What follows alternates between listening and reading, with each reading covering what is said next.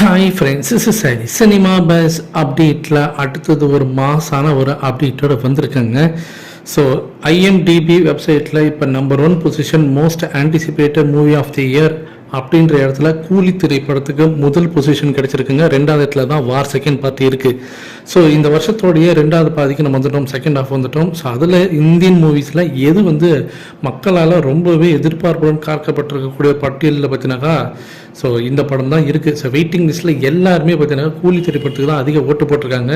So வேறு லெவலில் ரஜினி சாரோட படம் எக்ஸ்பெக்டேஷனில் இருக்குது அப்படின்றதுக்கு இது ஒரு சிறந்த எடுத்துக்காட்டு. அடுத்தது முக்கியமான அப்டேட்டுங்க, கூலி படத்தோடைய கதை இதுதான் அப்படின்னு சொல்லிட்டு ஒரு விஷயம் பார்த்தீங்கன்னாக்கா ஆன்லைன் சோஷியல் மீடியாவில் ரொம்ப வைரலாக போயிருக்கு. ஸோ அதை நம்பர் தான் வேணாமான்றதை நான் அதை உங்கள் கையில் கொடுத்துறேன். ஆனால் நான் பார்த்த ஒரு விஷயத்தை உங்க கூட ஷேர் பண்ண நினைக்கிறேன். அதுக்கு தான் இந்த வீடியோ. என்ன அப்படின்னு பார்க்கும்போது ரஜினி சார், அமீர் கான், சத்யராஜ், உபேந்திரா 4 பேருமே ஃப்ளாஷ்பேக் காட்சிகளை பார்த்தீங்கன்னாக்கா அந்த ஹார்பரில் ஒன்றா பார்த்தீங்கன்னாக்கா வேலை செய்கிறாங்களாம், கூலியாக இருக்கிறாங்க.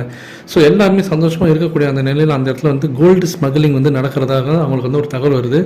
அந்த ஹார்பரை குத்தகை எடுத்துருக்கக்கூடியவர் தான் வில்லன். ஸோ அவர் பார்த்தீங்கன்னாக்கா அந்த ஸ்மக்லிங் பண்ணுறதை இவங்களுக்கு தெரிஞ்சுனே இது நம்ம தொழிலாளர்கள்லாம் நல்லதில்லை, நாளைக்கு என்னைக்காலும் நம்ம மாட்டோம், இவர் முதல்ல நம்ம மாட்டி விட்டுறோம் அப்படின்னு சொல்லிட்டு போலீஸ்கிட்ட அவர் மாட்ட வைக்கிறாங்க. அதுக்கப்புறம் அது ஒரு பெரிய சம்பவம் அந்த இடத்துல நடக்குது. அதுக்கப்புறம் நம்ம பிரிஞ்சிடலாம், நாளைக்கு எப்பயாவது நமக்கு ஒரு தேவை ஏற்படும் போது நம்ம ஒன்றா சேர்ந்துடலாம் அப்படின்ற மாதிரி அவங்க அந்த இடத்துலேருந்து எல்லாருமே பார்த்தீங்கன்னா வெவ்வேறு தொழிலை ஏற்படுத்திக்கிட்டு வெவ்வேறு இடத்துக்கு போயிடுறாங்க.